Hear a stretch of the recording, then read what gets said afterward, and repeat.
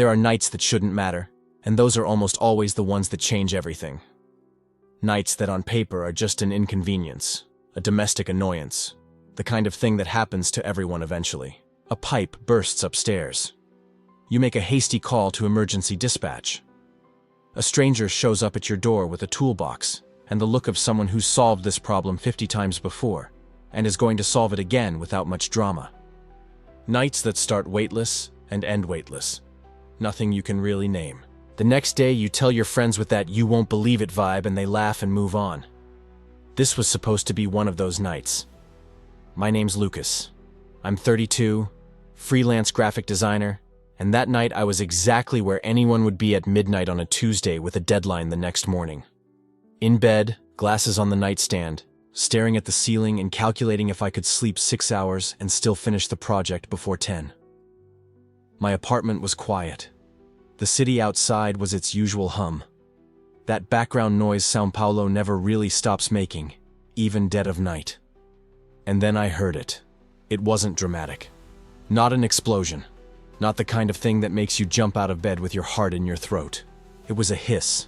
Soft, persistent. The kind of sound you try to ignore for 30 seconds because maybe it's just the building, maybe it's the AC upstairs, maybe it's something that'll go away on its own.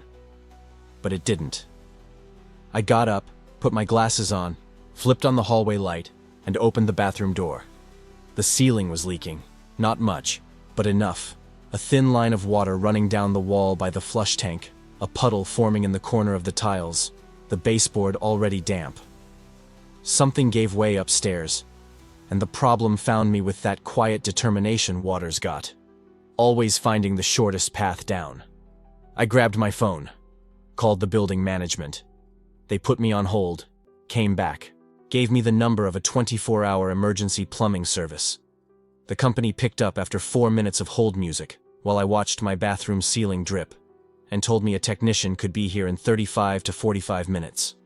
It was 12 a.m. I hung up, grabbed an old towel, my gym one, the one I don't use anymore, and threw it in the corner of the bathroom to soak up whatever came down. Made coffee I didn't really need. Just needed something to do with my hands.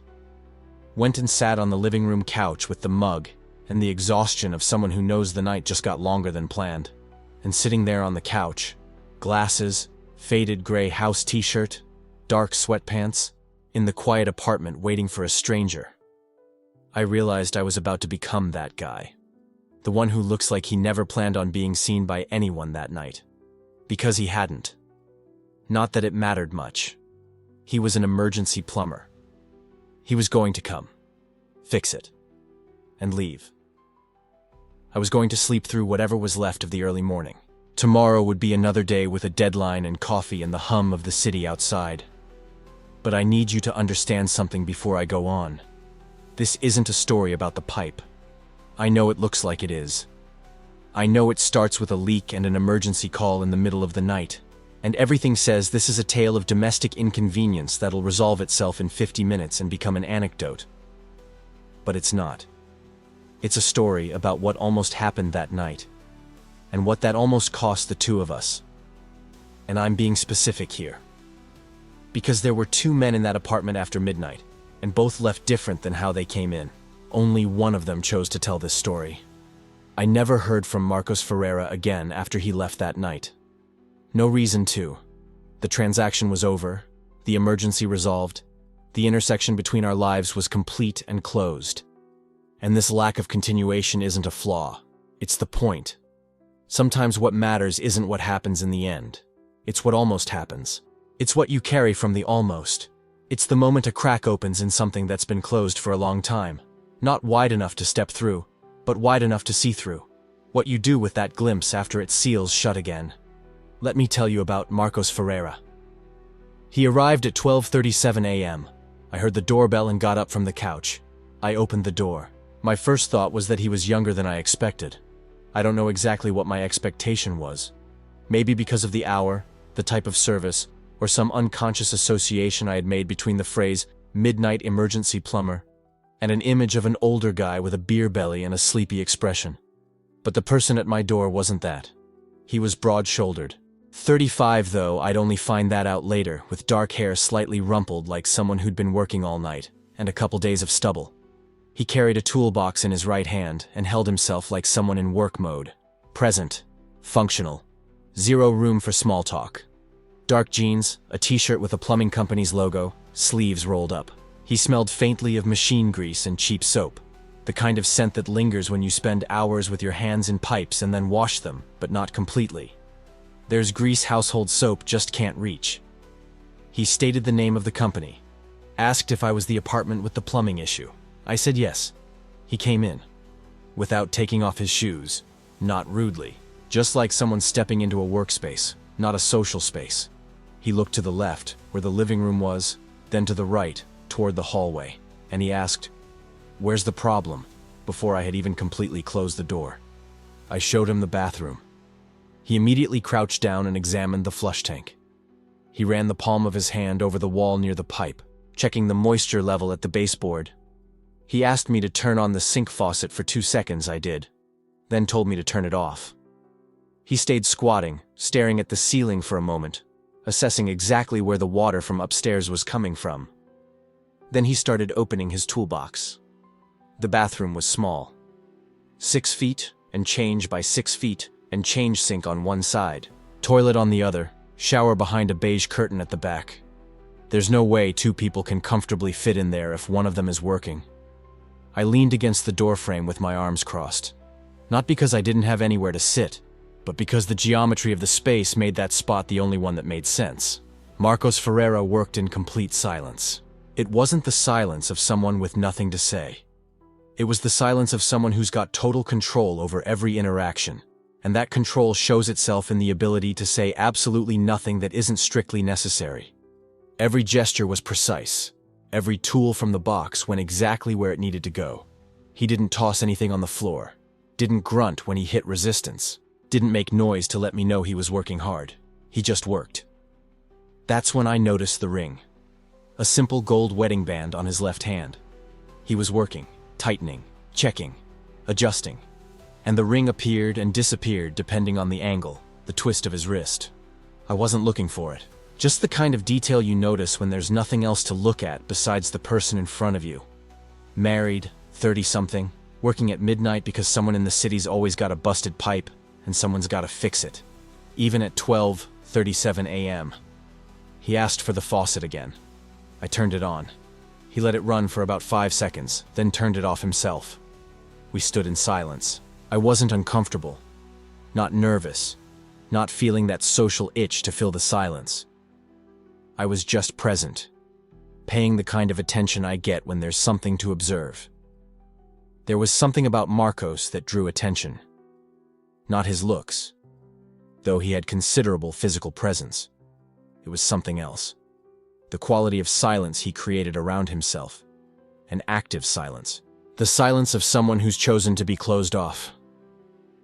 I stared at the tools in the box, the pipe being inspected. Then at his hands, large, calloused, traces of grease in the creases the soap hadn't reached, and the wedding band turning slightly as he closed his fist. I looked away. 13 minutes in, Marcos found a second problem. He said it with his back to me, facing the wall, completely neutral tone. There was a connection that needed replacing. Not the original cause of the leak, but adjacent to it. If it wasn't fixed now, it'd be a problem within a month. He could finish the original job and leave, or fix both while he was there. The second option would take another hour, maybe an hour and a half. It was almost 1 in the morning. I told him to fix both. He nodded, without turning around, and kept working. I went to the kitchen. Making coffee again wasn't about the drink. It was an excuse to keep my mind occupied and step away for 5 minutes. While the coffee maker heated up, I listened to the metallic sounds from the bathroom, tools, the specific sound of a thread being tightened, a pause, then resuming. I set out 2 mugs. When the coffee was ready, I went back to the bathroom doorframe. "Want some coffee?" He stopped. A short pause, the kind that happens when someone's internally assessing whether accepting something changes an encounter that was perfectly comfortable being purely transactional. I saw his shoulders make an almost imperceptible movement, almost a refusal that wasn't completed. "Sure," he said, I left the cup on the kitchen counter. He dried his hands on a rag from his own pocket, didn't use anything from my house, and picked up the cup, took a sip. Said it was good in a factual way, like he was just giving information, not opening a conversation. But then something small happened. With the cup in his hand and his back to the bathroom, Marcos stopped at the entrance to the hallway, looking into the living room. My apartment's got an open floor plan between the kitchen and living room. From where he stood, you could see the desk with the monitor glowing, the bookshelf with a few books, the couch, and the wall where I'd hung 2 posters I'd designed myself years ago. Things I'd printed at a large print shop and framed just because I liked them. Not to show off, just to have them, to look at whenever I wanted. Marcos stopped at one of them. It was a typographic composition, geometric blue and ochre palette, a hand-modified sans serif font I'd developed for an indie music festival that never happened. The work outlived the project. It was good. I knew it was good. But it wasn't the kind of thing I expected an emergency plumber at 1 in the morning to stop and look at for 15 seconds. He said, "This kind of font right here, the way it bends at the corner instead of closing, that's a choice. It's not a flaw." I froze. He turned to me for a fraction of a second. He realized he'd said that out loud instead of just thinking it, efficiently averted his gaze back to his coffee, like he could reverse the momentum if he moved fast enough. "I'm going to finish the job," he said, and went back to the bathroom. I stood there in the kitchen with my cup. This kind of font, the way it bends at the corner instead of closing, that's a choice. It was the kind of sentence a college design buddy would say. The kind of observation that requires truly looking at something, not just seeing it, not just processing it as there's decorative text on the wall, but looking with the attention of someone who knows what they're looking for. And he'd said it in such a casual, almost accidental tone, that it was obvious the sentence existed for him before he even decided whether to let it out of his mouth. The most interesting part wasn't that he knew how to recognize that design choice. The most interesting part was the way he immediately backpedaled right after. I went to drink my coffee on the couch, stared at the ceiling and thought about what that sentence meant, or what the immediate backpedal meant, or if there was a difference between the two. But there was something going on in that silence. I just didn't know what yet. About 20 minutes later, Marcos was doing the more detailed work, swapping the fitting, which required patience and precise angles. I still had his sentence in my head. This kind of font, the way it bends at the corner, and the immediate backpedal right after. The conversation had returned to a safe surface level, on his part at least. He'd asked what kind of work I did, a neutral question, the kind that professionally fills the silence without committing to anything. I explained. Graphic design, freelancer, work from home, projects for various clients. Silence. Then, "Do you live alone here?" "I do." The sound of the wrench adjusting. "For a long time?" "3 years. A pause. Longer this time. I leaned against the hallway wall facing the bathroom, and from there I could see his profile, his jawline, the slightly crooked nose like someone who took a hit in the past and never got it fixed, the intense focus in his eyes as he examined a joint. And then, in a slightly different tone, quieter, like the sentence had stepped forward before the filter could catch it, he said, "Doesn't it weigh on you?" I didn't answer right away. "Living alone like this," he said, and immediately his tone snapped back to neutral, like he could reel the question back in if he moved fast enough. "Yeah, I don't know. Never mind." But the question was already out in the apartment, and a small apartment's got nowhere to send a question that size. I observed his posture. When Marcos arrived at 12:37, he was a man on a mission. Every gesture had a direction. Every decision had a clear destination. His pace was the pace of someone with 3 more calls after this and needs to get going. Now, an hour later, he worked with a care that was slightly different. Not slower, not noticeably, but different. The kind of care of someone who's giving time a chance for something else to happen before finishing what they're doing. I noticed that. Didn't say anything about it. I kept thinking, where are you going after this? What's waiting on the other side of this early morning? Didn't ask that either. I stayed with the question he'd asked and reeled back in. Doesn't it weigh on you? And the feeling that this question, because of the way it came out, that almost careless quality, the way a sentence slips out before being controlled, wasn't really about me. I could have let it go. It's part of my repertoire. I'm the kind of person who prefers to observe rather than intervene, who prefers to understand rather than ask. I learned, through a relationship that ended 3 years ago with no convincing explanation, leaving a specific kind of silence I still sometimes hear in quiet apartments at 2 in the morning, that not every opening is an invitation, and not every invitation requires accepting right away. But there was something different about that early morning. Maybe the exhaustion, maybe the midnight coffee, the kind that makes your judgment slightly porous. Maybe the fact that it was almost 2 in the morning and the only other human in my apartment had just asked me a question that sounded like it had been kept inside for a long time before slipping out. So I answered. Not the question he'd taken back.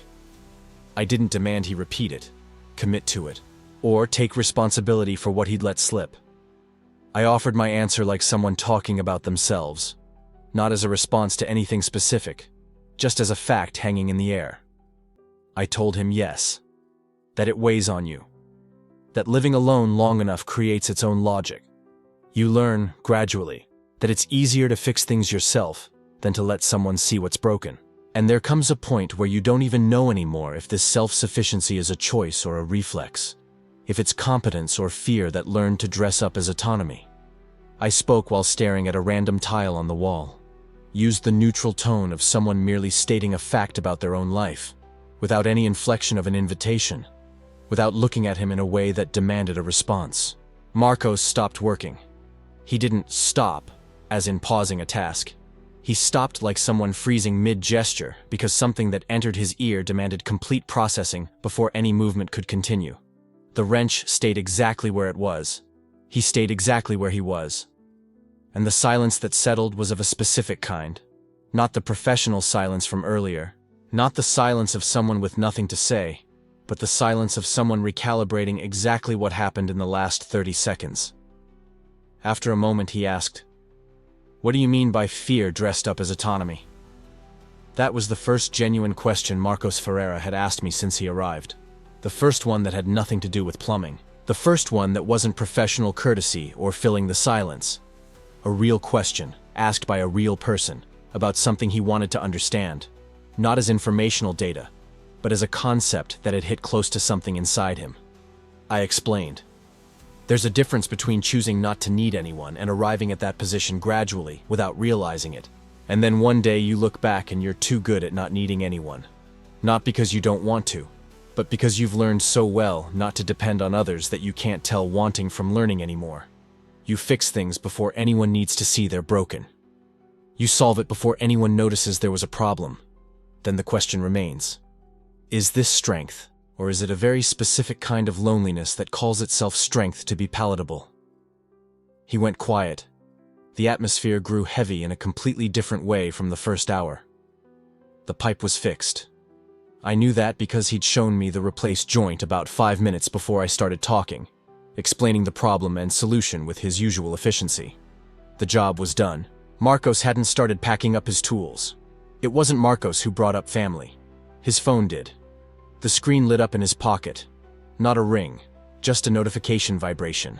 And he pulled it out by reflex. Looked at it. And for a full second, his expression changed in a way most people wouldn't notice. But I'm the kind of person who spends their professional life deciding where to place light and shadow in an image to create a specific effect. I know what it's like to see someone change their expression without realizing they've changed it. Marcos looked at the photo on his phone, completely unguarded. I don't have another way to describe it. The stiffness he carried in his shoulders, that weaponized precision, that control over every micro-gesture, gave way for a whole second, like when a lock gives way. He turned the phone toward me, not explaining, not asking for approval, just showing it, with the naturalness of someone sharing something that doesn't need context. It was a boy of about 7 wearing a soccer team jersey. He had the smile of someone who doesn't yet know that there are things we have to hold back. "My son," Marcos said. He sent a photo earlier. He told me about the boy while I looked at the screen. Felipe, 7 years old. loved soccer like it was religious doctrine, knew every player from every relevant club in the country, had opinions on lineups, got genuinely indignant when someone mixed up seasons. He said Felipe reminded him of himself at that age, that intensity, that absolute certainty that what you like is the most important thing in the world. Said the boy had his mother's stubbornness. He said it with a small, genuine smile, the kind that appears when you're not trying to smile. I handed the phone back, asked what his wife's name was. Amanda. A pause. We've been together for 8 years. A complete sentence, grammatically correct, with exactly the information an answer about a wife should contain. Technically perfect, empty as a filled-out form. It wasn't a dramatic hesitation, not a long pause full of theatrical weight. It was simply that the word son had opened something in Marcos's chest, and the word wife hadn't done the same thing. He didn't seem aware of that difference, but the difference was there, precise and unmistakable, like the difference between a voice that sings and one that recites. I tucked that observation away, didn't say anything about it. Marcos put his phone back in his pocket, stayed silent for a moment that lasted a little longer than moments usually do, staring at the tools in the toolbox, the new gasket he'd just installed. And then he said, carefully, the kind of care you take when you're choosing your words because some words cost more to say out loud than others. That there was a time in his life when something felt off. Not in his marriage, not at home, not in any specific place. At some unnamed point, in some period without an exact date. He said this while staring at a spot between the tools and the bathroom floor. He didn't finish the sentence. The sentence just hung there, with all its loose ends, breathing in the space between us. Neither of us closed it. It was almost 2:30 in the morning. The rain had started sometime during the first hour, gentle, the kind that has no urgency, and I could hear it now against the living room window. The silence after that sentence carried a different weight, like something was waiting to be said. Then Marcos Ferreira told me about a summer, not directly, not the way you tell stories when you know exactly what you're telling, when the story has a name and a beginning and end and you know where every piece goes. He told it sideways, the way you do when the story still doesn't have a proper name, or when the name it has is too heavy to hold straight, and you have to tell it from an angle so you don't drop everything all at once. The tools were still where they were. He hadn't started putting them away. He was sitting on the edge of the bathtub, which was dry, which he'd dried with his own cloth before sitting down, with that methodical attention he put into every detail, and I stayed in the hallway, watching. The only bright light in the apartment was from the bathroom, and it created a specific contrast. His space illuminated, the shadows behind me, both of us contained within this pocket of light. He said that when he was about 16, there was this specific summer. A town in the countryside of São Paulo. He didn't say the name. He'd gone to visit an older cousin who lived out there. His cousin had a group of friends, and one of those friends, Rodrigo, he dropped the name in passing, like someone mentioning a detail that might or might not matter, was different from anyone Marcos had met up to that point in his life. He didn't say different in what way. Didn't have to. He described Rodrigo with the kind of detail you accumulate when you hold onto a memory for a long time, and it gets polished from being kept so long, like an object you've held too many times. He had a specific laugh, the kind that starts in the nose before it reaches the mouth. A way of looking sideways when he found something funny, like finding it funny, was information he preferred to keep to himself, but his face wouldn't cooperate. He'd sometimes play acoustic guitar in the cousin's backyard, and couldn't finish a single song without laughing at himself halfway through. He never finished a whole song the entire summer, Marcos said. And there was something in the way he said it, a very specific weight of poorly hidden affection, that made it clear he'd watched every incomplete attempt with an attention that went beyond just being present. He talked about that summer for maybe 2 minutes, described moments without telling me what they meant. An afternoon at a creek about a mile from his cousin's house. Everyone went together. The sun in the São Paulo countryside, which hits different than the city sun. A playful moment he didn't fully describe, cutting himself off before finishing, but the weight of the pause said what his words didn't. And then he went quiet for a moment. And he said, and after that, I never spoke about it with anyone else. He released the words into nothingness, his eyes fixed on the middle of the room. He wasn't aiming at me, or the wall, or any specific surface. He was staring into the void, the kind of spot you look for when you're setting down something too heavy on the floor, something you've carried for so long you don't even fully remember how the gesture of letting go feels. He stayed quiet. I didn't speak. Neither of us moved. When I finally spoke, it wasn't about him, not directly. I avoided any tone that sounded like a demand for confirmation or denial, that would force him to choose a label or justify what he'd just confessed. There'd be nothing crueler than backing him into a corner in that moment. I told him about me. I said I had my own version of that silence. Not the exact same one. Everyone carries their own, with the specific weight of its shape. But that space between knowing something about yourself and having no safe place for it to exist, that I knew well. I talked about the years before I got to where I was.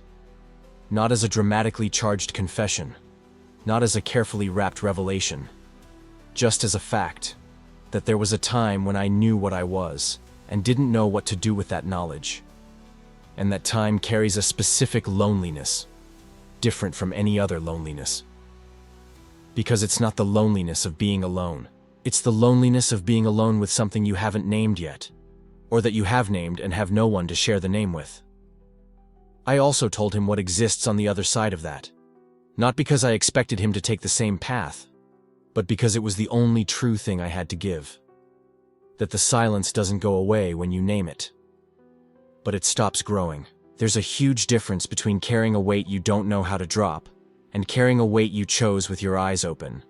And that difference, just that difference, was, many years later, the most important thing I learned about myself. Marcos listened to me. He didn't get restless, didn't change the subject, didn't look for an exit with the efficiency I'd observed in him the whole time.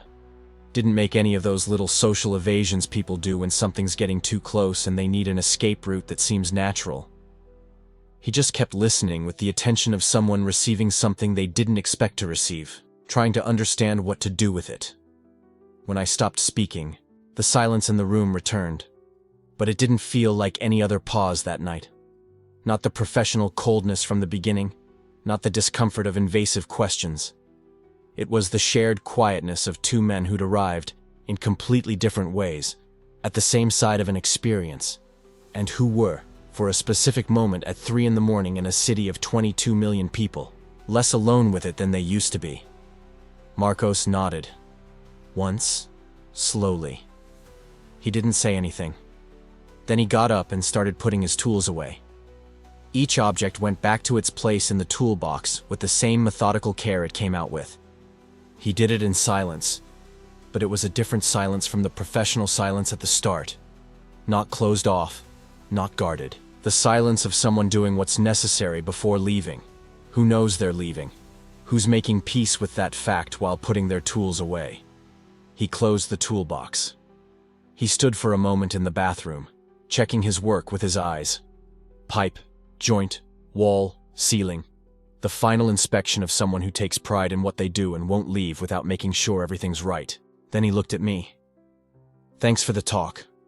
Not for the coffee, not for the patience, for the talk. We left the bathroom together, crossed the hallway, the living room. I opened the apartment door. He stepped out and stood still for a second outside, in the building's hallway, adjusting the weight of the toolbox, or adjusting something else that doesn't have an object's name. He said goodnight. I said goodnight. And Marcos Ferreira left. I didn't sleep. I closed the apartment door and stood still in the living room for about 2 minutes doing nothing, just with the sound of the rain outside and the silent apartment all around. Then I went to turn on my computer. Not to work, but because I needed some light on in the room that wasn't the bathroom light. I sat in my desk chair with the monitor in power-saving mode, that low bluish light that matches 3 a.m, and I just sat with what had happened. There's a very specific feeling when watching someone bear a burden. Not from the outside, not as a neutral observer who watched a dramatic scene and can now dissect it from a distance, but the way you watch when the other person's invisible baggage hits you too. When you recognize its outline because it resembles what's already weighed on your own back. When the other person's story isn't your story, but you both hid secrets with the exact same shape of loneliness. Marcos Ferreira had built his entire life around a coherent image: husband, father, worker, a man who knows who he is and does what needs to be done, at 12:37 in the morning if necessary, without complaining. And that coherence has a cost that doesn't show up on normal days, in condo meetings, on afternoons with his son at the park, on nights when Amanda falls asleep before him. The cost shows up on specific early mornings, in strangers' apartments, when professional tools aren't enough to control everything anymore.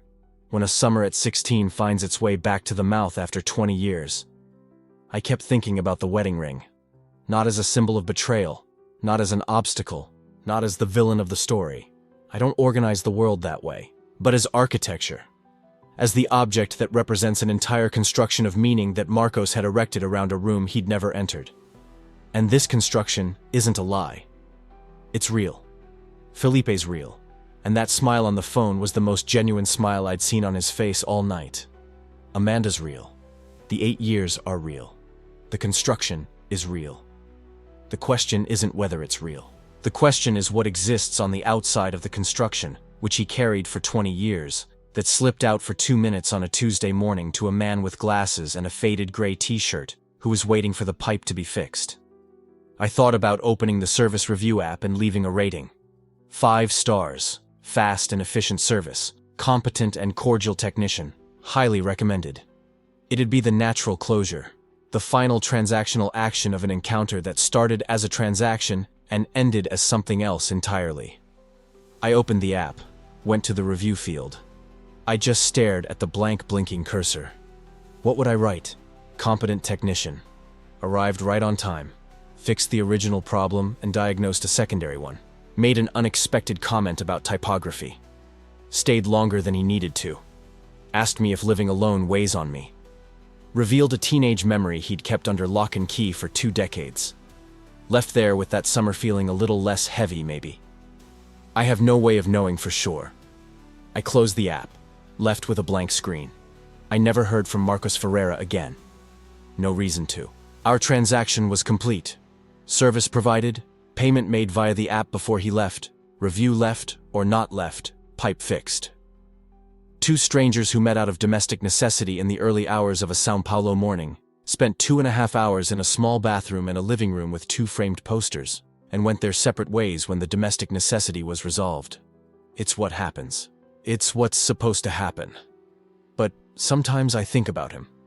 Not constantly, not in a way that organizes life around a 2-hour encounter, but in the way you think about some people who crossed paths with you on a specific night, with that quality of presence that leaves something behind even when the person's gone, like an object that was in place long enough and leaves an outline when you take it away.